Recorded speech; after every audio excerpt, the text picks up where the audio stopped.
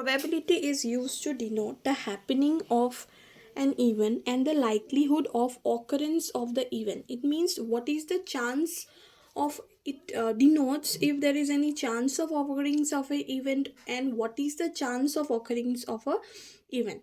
Right. So probability lies between 0 and 1, and between the 0 and 1 there are several decimal number like 0.1, 0.2, 0.3 up to 1. There is different decimal numbers, so we can say that probability lies between 0 and 1. Now when we talk about probability, we say the following terms: random experiments or trials. Now this is some of the terms in we use in probability. Now what is random experiment or trial? You see, which is random, the result we don't cannot predict the result. We know that there will be certain result, but we cannot predict the result, right? Suppose if we toss a coin, so it is not possible to predict exactly the outcome, but we know that either there will be tail or either there will be head, either there will be tail, right, or either there will be head. We know this will only come up, but if we toss a coin, anything may come. We cannot say that okay, this time head will come and the next time tail will come. No, any outcome may arise, so that is random. We don't have the idea, because when we know take two people, so we don't know, we have to choose, means when we choose two people, so we don't know about them, there could be different result about them.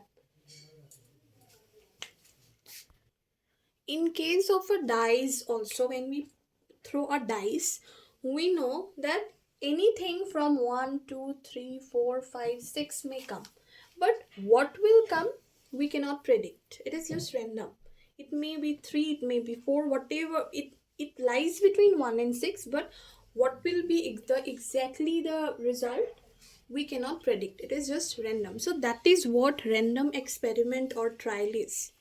Okay, so next we will see in this is, so next is event. That is, any possible outcome of a random experiment is called an event. Means whatever outcomes come because of a random experiment, whatever outcome we will get from there, like if it is a head while tossing a coin, that is one random experiment. If we get head or we get tail, that is known as the event, right?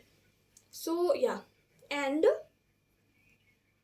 performing an experiment is called trial and outcome is called event. That means if we are tossing a coin or rolling a dice, that is known as performing an experiment, and that is known as trial, and whatever will be the outcome is known as event. So events of are different types. First type is what? First type is a sure event. Sure events. What is sure event? Which is inevitable, which is cannot be, you can which cannot be, you know so it which cannot be evitable. It is sure that it will occur, right? For example, when we toss a coin, we are sure that even if we get head or if we get tail, the probability will be 1.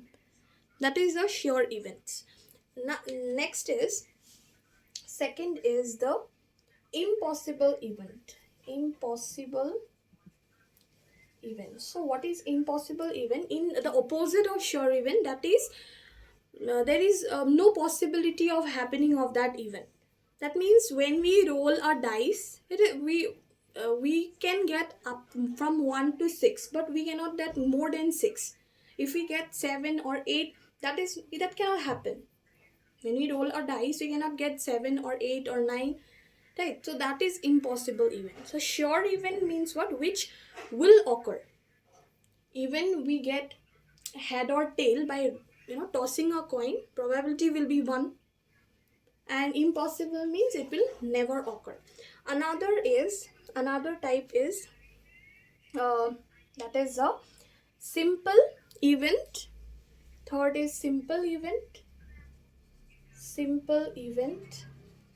So simple event means an event which is which corresponds to a single possible outcome. Means when we, for example, when we roll a dice, so the chances of getting 2 is a simple event. That means when we get 2, that is a simple event. So one number we will get, that is 2 or 3 or 4, like that. That is a simple event. Next is what? Next is the um, composite event. Composite event.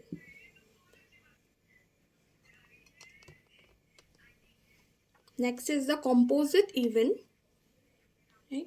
So composite event means if we roll a dice, if we roll a dice, and if we need to find out the even number from there, what we will get? The even number, that is 2, 4, 6. So we get 3 even number, 2, 4, 6. That is a composite. So we get 2, 4, 6. So that is a composite event. So sure means which it is sure that it will occur. Impossible means it cannot occur. Right? Simple means that simple 2, 3, 4, like that. And composite means when we take like in a form of group 2, 4, 6. If it is told about odd number, then 1, 3, 5. So all this. Okay. Next we have to look upon. So now what is sample space? That is when we roll a dice and we will get a number of outcome, right? 1, 2, 3, 4, 5 and 6. So these outcomes are known as sample. This all are known as sample space. And suppose if we roll a dice, we will not get everything. We may get 1, we may get 2, we may get 3, like this. In a dice we may get this 1, like this, 2, 3. So all this are known as, when you get 1, 2 or 3, that is known as sample point. Sample point. Next is mutually exclusive event. So the occurrence of one event prevents the occurrence of other event. That means that when we perform in any kind of, if we throw a dice also, so if one event occur, then another cannot occur again at the same time. Right? At the same time, both the event cannot happen. So that is mutually exclusive events. So here, all simple events are mutually exclusive. For example, when we take when we toss a coin, we may get head or we may get tail, but we cannot get both together, right? So when we get head, means it is mutually exclusive, means tail is excluded. Tail, we cannot get tail again. If we get tail, then if we toss a coin and get tail, then we cannot get head again. So we cannot get both in a same uh, trial. Okay, so that is what mutually exclusive event is. So equally likely events. The outcome are said to be equally likely when one does not occur more often than the other. Means if we toss a coin, head or tail may come up, right? So both have an equal chance of coming up. It's not that head will only have a chance to come or tail will only have a chance, but both have, either it may be head, either it may be tail. Both may have a chance to occur. So there is an equal chance for both. If we roll a dice, right? If we roll a dice, number will be 1, 2, 3, 4, 5 and 6. So all this number have an equal chance to come. It's not that it is for 6 only or for 1 only, but every number have an equally likely chance to occur, right? That is what equally likely. So the total number of possible outcome of a random experiment is called exhaustive event. That is what means when we roll a dice, whatever are the outcome, that is known as exhaustive event, right? For example, the outcome may be what? The outcome may be 1, 2, 3, 4, 5 and 6, right? So this may be the outcome. So in the case when we toss 2 coins, the possible number of outcomes are 4, right? Because how we write this in case of exhaustive event, how can we write it? If we draw 2 coins, suppose if we toss 2 coins, then we write it as 2n, right? And n is because 2 coins are there, 2 times we toss it, so it will be n will be 2. This will be 2. Then answer will be 4. In this case, when there is 3 coins, right, 3 coins, then what will be the outcome? Because there is 3 coins, but there are, there are, when we toss 3 coins, again here the formula is 2n, because there are 3 coins, so we will write 2 3, that is equal to 8. Right, again same thing, if we toss 4 coins, then it will be 2n, that is 2 4, that will be equal to 16. So if we need to see how we get 4, I will see if we toss 2 coins, right? If there is 2 coins, if we toss 2 coins, so what we will get, there is a chances of getting either head head, there is a chance of getting either head tail, there is a chance of getting either tail head or tail tail. There are 4 chances of getting this. There are 4 chances. So that is known. So that is 4. If we toss 3 coin, then head head head, head tail head, head tail tail, tail tail tail, tail head tail, then 1 2 3 4 5, then head head tail, tail head head, 4 5 6 1 3 4 5 6 7, and lastly what we can have, tail head tail head, head tail tail, head head, and then head head tail. So these are the 8 outcomes that we will get when we will toss 3 coins. So similarly for 4 coins also there will be 16 outcomes. So if we need to find out for 8, so we can use the formula as this, like we have found out this, now we will multiply this with head and tail. So from this we get head head head, head multiplying all this, then we'll get head head tail, we got head tail head, head tail tail, then again with t, tail head head, tail head tail, tail tail head, tail tail tail. So we got 8. If we need to find again 16, again for this 8, again we will multiply for head and tail, then we'll get 16. So like this we can find out the exhaustive events.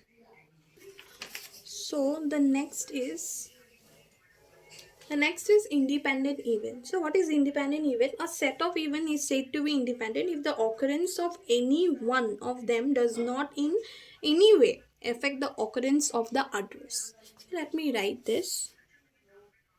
Right? Occurrence of one cannot affect the occurrence of other. That means what? When we toss a coin, okay, so if we get head, for first when we get head, now this head or this toss cannot have any effect of toss next time, tossing a coin next time, right? This cannot have any effect over there. Now suppose there are 2 students, marks of one student cannot have any impact on marks of another student, right? They may get the same marks, but they do not have any impact on the marks of the other student, right? So that is what. But going out and weather, going out to park or weather, that may have impact, that may affect each other, right? But the independent event, a certain occurring of one event may not have any effect on the other, right? So that is what independent event is. Next is a dependent event, that is opposite of independent. The occurrence of any one event affects the probability of other subsequent event. For example, when we say that in a box there are 2 red ball and 5 blue ball, right? So when in first trial, suppose we take out so in first trial we'll take out 2 blue balls, suppose. So what is left? 2 red ball and 3 blue ball. So now the probability of getting blue ball will reduce, right? if we need to take out two balls, to any balls in trials, okay, so in if in first trial the balls come out to be both blue, so in second trial what happens, there will be three blue balls, means in the second trial blue ball will reduce. For example, suppose in the second trial person get two red balls. Now in the third trial there is zero red ball and three blue balls. So now getting red ball will reduce, the probability of getting red ball will reduce for that person, right? Again, next example, when if you take suppose in a pack of 30, there are pack of 52 cards, right? If we take out, if we the probability of drawing a king from a pack of 52 card is 4. Right, suppose 4 by 52. This is the probability of drawing a king from a pack of 52 cards. Now the card is not put back. Suppose we are not putting the card back. Right. Now again, if we give again to somebody else to take out king again, then the probability will be what? Probability will be 3 by 52. I repeat again, if there is 52 cards in total and a pack of cards, so probability of drawing a king out of this 52 cards will be 4 by 52. If again from the same pack of card, again it is said to take out, means with again without having any kind of shuffle from the same play, same play, if it is another person is said to be taking out, is said to take out a king, so the probability of taking out of a king is what? 3 by 52. Again, if another person is said, then it will be 2 by 52. So the probability will affect the other.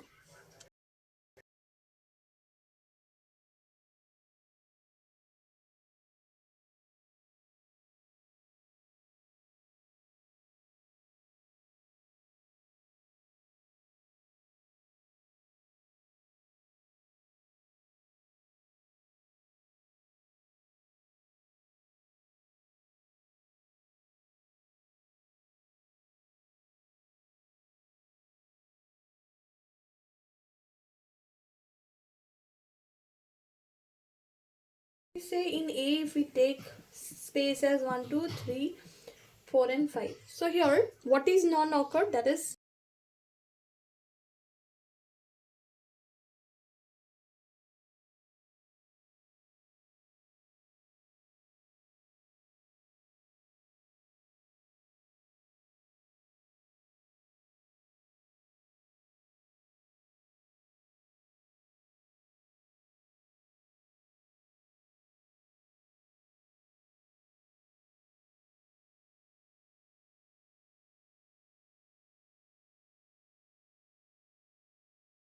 so that means which is not